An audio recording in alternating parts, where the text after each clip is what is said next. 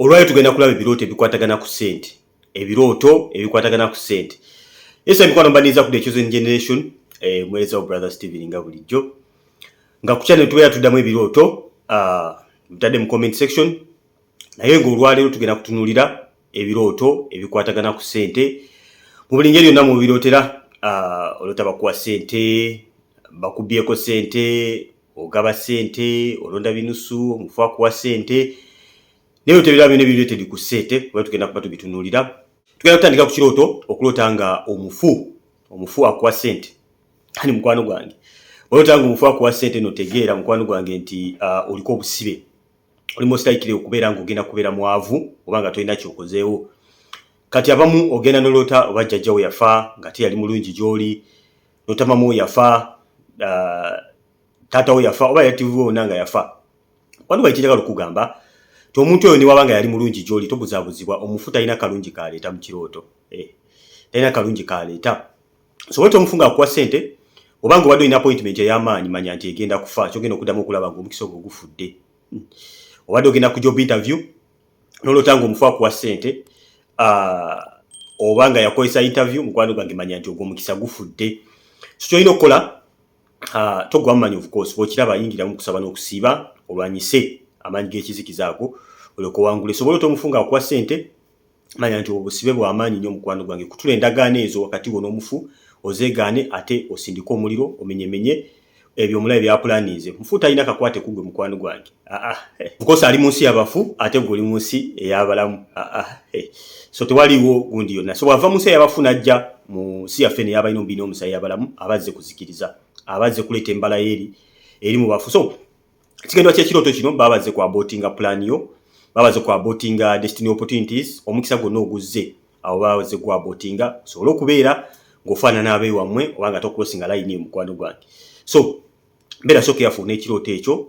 Sometimes zibeera ancestral powers, sometimes isobola okubeera nga waliwo endagaano just eziriwo wakati wo n'omufu nga most especially kiba attached to ancestral powers. Manyi waliwo abantu abalina uniformity nga family efaanagana nga bonna baavu, bonna tebafumbirwa, bonna tebakola kiso, kiba kizze kulaba nga kikuzzaayo kubeera ng'ofaanana abeewammwe.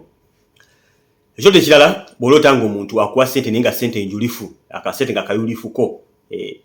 Mukwano ekijagala otegeera nti ekyo ekirooto kiri presentinga bizibu, kubonaabona, okulemererwa, kusafalinga. Obeera muntu agenda okuba ng'obonaabona nnyo okubaako k'okwatako nga n'okufuna ekyokulya ng'oli ddala mu kizi kikomulimu wakati. Oba Katonda kyeyawa Adamu yamugamba nti ku ntuuyo zo kw'ojja okulya mukwano gwange gwe ogenda kubonaabona, oba ogenda kuswetinga. Oto omuntu akuwa kasente naye nga kayulifuko manya nti si birungi mukwano gwange, ekyo kiso kyofuna ne weebaka. So bw'oloota omuntu enakuwa ssente nga njulifu mukwano gwange manya nti kiripresentinga okubonaabona, kumenyeka, kutawaana, losses, si kirooto kirungi. So kyekimu yimirira olwane mukwano gwange. Ekirala bw'oloota nga oli mu kugaba ssente. Naga ebirooto bino tugenda bitwalira wamu, eby'omukisa n'ebibi. So bw'oloota nga omuntu akuwa ssente, bw'oloota nga ogaba ssente, ng'oloota olinako b'oyamba ng'oli mubawa ssente mukwano gwange, Mukama baakugamba nti baaka abantu b'oyamba. Baaka abantu b'oyamba oyinza okuba nga tolina na bimala, naye nga Babiri wegamba nti waayo nawe kinaakuweebwanga. So Mukama bayagala kuyita mu opportunity eyo okubanga nawe akublessinga, okubanga nawe ofuna ebimala, oweeyo nawe kibe nga kikuweebwa. So bw'oloota ekirooto ekifaanana bwe kityo manya nti Mukama akwagala nnyo, ayagala obeka abantu b'oblessinga mukwano gwange. Baka abantu b'oblessinga, baka abantu b'otandika okuyamba. Abamu temwetaaga na kulinda birooto nga bino. Erina kubeera mbalayo ng'omwana wa Katonda okubaako ku ssente z'abantu b'oyamba. Kubanga tosobola kulya mmere buli kaseera n'omalako ewiiki ey'okubiri gali abantu abasula enjala. Baaka abantu b'oyamba ng'omwana wa Katonda, naawe Mukama anaakuwa ebimala. Kati ate bw'oloota nga omuntu akuwa ssente naye ng'omuntu oyo kimanyi mubi, oluusi mukwano gwo naye ng'omumanyi nti ebintu bye si birungi, oba nga mulabewo nga yakuwa ssente mukwano gwange manya nti omuntu oyo ayinza oba yawandiisa omukisa gwo oba nga waliwo kye yakukola mukwano gwange. Stepmother wo ng'olaba akuwa ssente, wakinga mundu y'ekirooto ekyo ojja kulaba nga abeera obukeeko obw'ekika ekyawaggulu. Ota stepmother wo akuwa ssente most of the times kino kiri presentinga busibe. Sometimes ayinza okuba nga alina ebintu byakola ebitali birungi mukwano gwange nga byakutwala mu busibe nga okufuna akantu konna ojja kubonaabona bubonyibonyi mukwano gwange. So emikwano mu kyoto kya kyenkuwa omwabiro otadda ng'olaba embeera si nnungi, buli bwogenda kubaako kyogenda otuukako kino kiroto kye kimu ky'oloota. Mukwano gwange kijagala okugamba totya.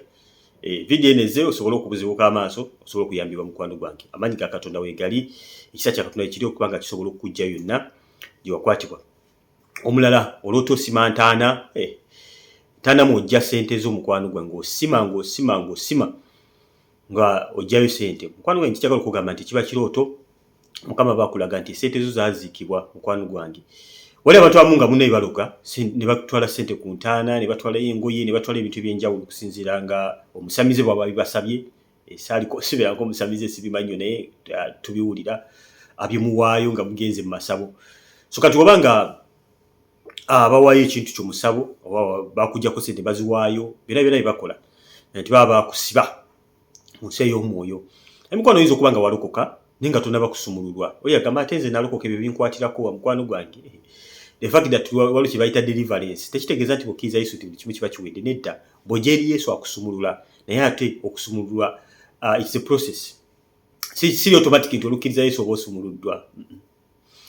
Abantu bonna bajja Yesu bayita mu deliverance. Okusumulula bino byabasiba, si ti bw'olangira Yesu obanga no. Esaala ez'amaanyi ze tusaba deliverance services ze tusumula mukwano gwange. Kati gwe togenda kulinda ebyo byonna, gwe kennyini ogenda kweyisa mu deliverance. So kwekolako self deliverance kuyita mu kusaba n'okusiiba n'okunoonya Katonda. Abamu oloota nga ssente zo ziri mu kubuuka. Oli awo mu kyoto olaba ssente zo zifuumuka zigenda empewo ezitwala. Mukwano gwange nga bw'okiraba bw'ekyo ekyoto bwe kiba. So kiri presenting a loss. Loss ey'amaanyi begenda kujja mu bulamu. Ogenda kulaba business nga zidikirayininga mu kika ekya waggulu, eventually okomekerere ng'ogudde. Agona gabeera maanyi ga sitaani. Sometimes ziyinza okubeera eddogo, sometimes ziyinza okubeera ancestral powers, sometimes ziyinza okubeera omulabe yennyini ng'akulumbye sitaani, sometimes ziyinza okubeera abalabe b'oku business nga bagezako okubakuba ebintu bye bakola okuba nga bakuzza emabega. So mukwano gwange otanga ssente zo zibuuka, manya nti kubonaabona totoloosi ebigenda okuddira frustration mu business ebigenda okuba nga biddira mukwano gwange. Yesu video ekyeyongerayo, bw'obanga tonaba kusubscribe ng'olinda ki kalaiki ako bw'okakoonako tekalina kye kakola, naye ffe katukola bulungi katambuza video eno. Buli okakoonako baba balyongera ogigaba. Yesu olwatulabira ku Facebook kyenjagala okugamba, genda mu YouTube channel yo, kuliko videos nnyingi zenkoze zikwatagana ku birooto. Genda mu YouTube teekamu ekigambo kimu ebirooto. Omala oteekamu ekigambo ekyo, video esooka waggulu zonna zaffe. Genda ku channel, subscribinga koona kade. Message eno yonna w'ogirabira mukwano gwange togyesigaliza. Bw'obanga osobola okusharinga bufaani clips oba osharinga ebintu ebirala, message ng'eno ey'amakulu lwaki ekuyitako. Sharinga message eno tuke ku bantu bangi. Obanga olina groups z'olimu, sharinga message eno ejja kuyamba abaana ba Katonda. Emikwano okola messages zikwatagana ku birooto, koze video eziwererako ddala. Bw'osanga message yaffe yonna sharinge, so okuba ng'oyamba abaana ba Katonda okuba nga bategeera baleme okukwatibwa mu busibe. Nawe Mukama anakuwa omukisa ogw'amaanyi. Ekyoto ekirala bw'oloota ng'obala ssente mukwano gwange. So bw'oloota ng'obala ssente mukwano gwange kijagala okugamba nti ogwo guli presenting omukisa. Oloota obala ssente, ng'obala ssente kulaba ssente nnyingi. Kiri presenting a financial breakthrough. Nti owangudde mu byensimbi mukwano gwange. Most especially oyinza okuba ng'obadde mu kusaba n'okusiba okw'amaanyi. At the end of the fasting, Mukama n'akuwa ekyoto nga kino, obaddeko service gy'obaddemu, oba wasabye kino wagenda kwebaka, Mukama n'akuwa ekyoto ng'ekyo, nga olaba obala ssente ng'obala ssente nnyingi nnyo. Ky'olina okutegeera mukwano gwange nti Mukama bakulaze nti osumuluddwa. Deliverance kiraga joy, okiraga oyingidde season y'okubeera mu bulamu bulungi. Kijagala okugamba nti olaba ekyoto kifaanana bwe kiti teweebaka nti kiwedde. Nyweza ekirooto ekyo mukwano gwange. Nyweza ekintu ekyo, bw'otakinyweza mulaba ayinza era okukola ki? Okikubbako. Sitaani muyaayi, abantu bonna ababba yajja okubba okuutta n'okuzikiriza. Sitaani muyaayi nnyo ky'oyagala okutegeera. Ekyo bw'oloota ate nga obala binusu, coins. Ati K5, B5, kya 2, kya 10 nga ssente z'obala mukwano gwange ate okukubeera mwoyo gwa bwavu.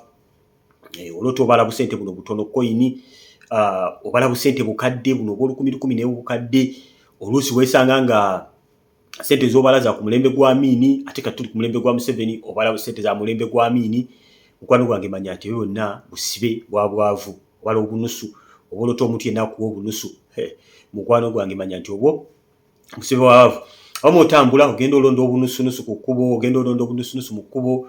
Oluusi abamu nolotanga abantu wabaddewo event naye ng'otambula onoonya obunusu oba waliwo endongo oba waliwo event yonna kwanjula mbaga biki ng'otambula ogenda mu kifo ekyo okebera mu biveeraveera ogenda olondamu obunusu oba ogenda ng'olonderamu obusente bwonna bw'olonze nola ng'okuŋŋaanyiza obusente mukwano gwange manya nti obwo busibe otambula ng'olonda sente mukwano gwange si mukisa otambula ogenda olondalonda busente oba wonna mwe gwa busibe mwe gwa ku vagabond kwenjeera kutawaana kubonaabona otambula ogenda olondalonda obusente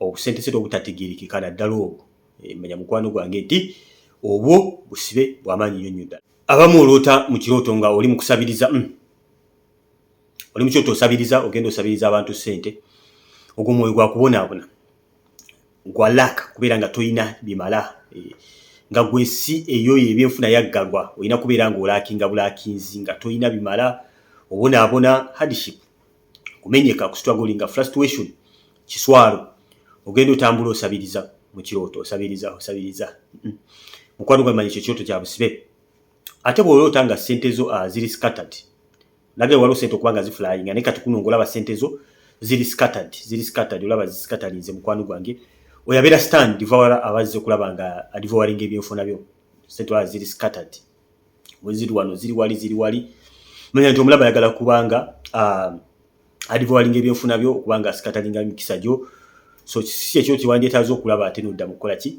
mukolera kisinga sente zo ziri scattered tambula obeginga ebena birooto bya busibe ekyo olina okutegeera tolaba sente zo ziva ku account zivaako manya nti omulabe ayagala kubanga akuba ebyenfuna byo sente nga olaba zivaako ku account abalala olooto olisivinga kasente nga kacaafu oli akuwa kasente ng'olaba kacaafu nnyo mukwano wekebera obulamu bwo wandibanga olina sente z'ofuna ezitali makubo malungi mukama ayinza oba kuwoniinga tugamba oli mukyala olisivinga sente ku muvubuka oyo nga tokimanyi tagenda mukkiriza alina byagamba atakuwa sente ze atozitwala n'ofuna ekirooto nga kino mukama bakulaga nti ezo sente z'otwala mukwano gwange sente za bikolimo omuntu aloote ebirooto ebifaanana bwe biti bya busibe ate gutwala sente ze kugamba zituyaniranga ziri eza ekikolimo kiri ekyasookawo ekya Adamu nti muntu yozo mujja ofuna ekyokulya ate gwe sente zo zitwala so mukwano gwange totwala sente za muntu nga togenda kumukkiriza totwala munakyo ze generation kyenjagala okugamba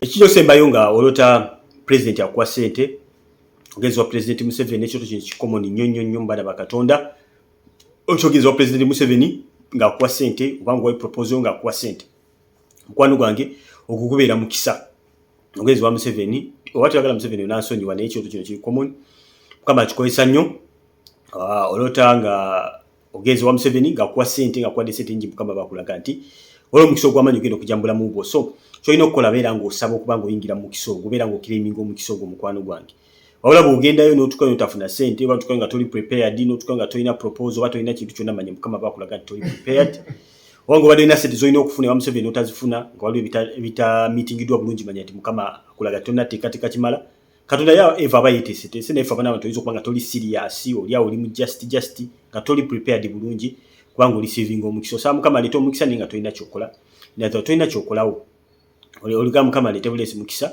mukama aleete enkuba naye totegese engogo totegese ogenda kuteeka mazzi totegese kugamba ng'oli awo toli serious so kyekyo solota Museveni akuwa sente pastor wakuwa sente mama otata bakuwa sente baba bakyali balamu mukwano gwo gobeera mukisa gw'amaanyi nnyo ddala lwaki kyoto kyenjagala muwakinge bulungi omuntu ng'akuwa ak'enkumi 2 mukwano gwange beera soso careful ani akuwadde ak'enkumi 2 wabanga mufuuyi akuwadde ak'enkumi 2 manya nti omulembe gwo gwonna gukwatiddwa wabanga stepmother we akuwa ak'enkumi 2 manya omulembe gwo gwonna guba gukwatiddwa tuli mu kyasa ky'enkumi 2 beera careful nyaka ekyoto kino abasinga mu kirooto ennyo naye temukigendeera ng'omuntu akuwa ak'enkumi 2 mu kirooto omuntu obanga enemy wo ng'omumanyi bulungi n'olotanga akuwa enkumi 2 manya nti nno omulembe gwo gwonna gukwatiddwa so bamusumba we yakuwa manya nti omulembe gwonna guteereddwa omuntu ali mu layini ya Katonda naye wabanga ali mu layini eri manyi tulina obwakabaka bwa mirundi ebiri eza obwakabaka bwa Sitaani oba obwakabaka bwa Katonda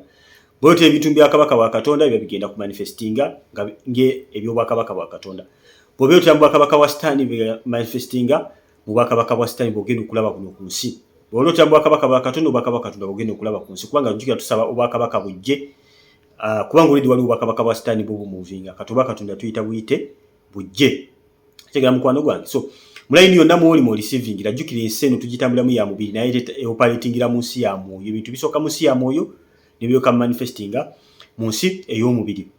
So mukwano gwange kyekiyeta ebiroto bino ebyobusibe. Sokera ddala bwanga agenda mu masabo n'owayo sente zo, mukwano gwange manya nti no weewongayo ebyenfuna byo byonna okubanga emizimu gye giba gibirabirira. Wali mu business n'okwata sente zo n'oziwayo mu ssabo ng'ekigali, manya nti emizimu gy'oyo musajja gy'operatinga nagyo wagireeta mu business yo gye gy'ovasinga business yo.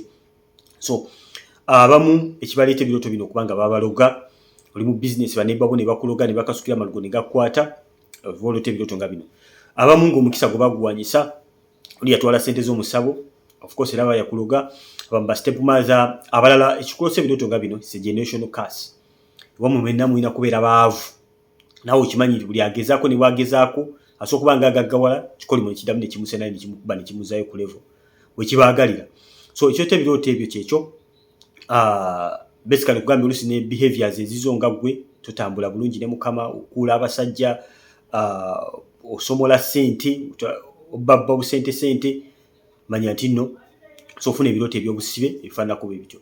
So ekyote ebiroto ebirungi kutambula na mukama, waayo kimu eky'ekkumi, ofalinga amaaso ga Katonda, waayo ensigo, ate ani kyayamba abantu.